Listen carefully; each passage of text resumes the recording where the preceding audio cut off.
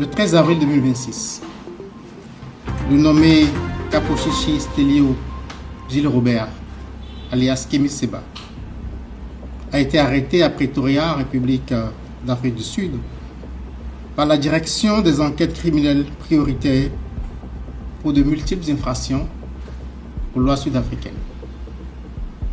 L'intéressé de nationalité béninoise, né de parents eux-mêmes béninois, est régulièrement enregistré comme tel au registre de l'état civil du Bénin, faisant l'objet de 2 mandats d'arrêt délivrés à son encontre par la commission d'instruction de la Cour de répression des infractions économiques et du terrorisme. Le premier mandat d'arrêt en date du 13 juin 2025 porte sur des faits de blanchiment de capitaux.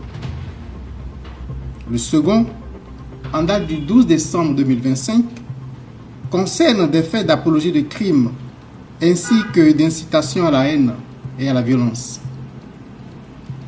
En exécution de ces mandats d'arrêt, j'ai officiellement saisi les autorités judiciaires de la République d'Afrique du Sud par les canaux légaux d'une demande d'arrestation provisoire du nommé Kapochichi Stelio Gilles Robert.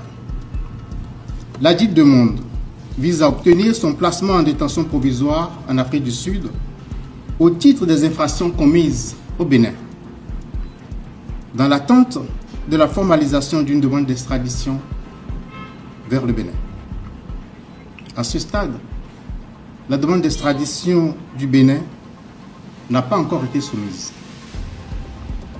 En ma qualité de procureur spécial près la Cour de répression des infractions économiques et du terrorisme, je procède actuellement à la préparation de cette demande, laquelle s'inscrit dans le cadre des conventions multilatérales auxquelles la République du Bénin et l'Afrique du Sud sont parties.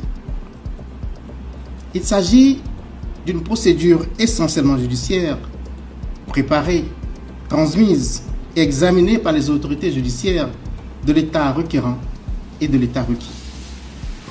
Les autorités politiques n'interviennent à ce stade que pour assurer la transmission des demandes par voie diplomatique. Je tiens à saluer ici le professionnalisme des autorités policières et judiciaires sud-africaines dans la lutte contre la criminalité sous toutes ses formes. Je ne manquerai pas de revenir vers vous pour vous tenir informé de toute évolution de cette procédure. Je vous remercie.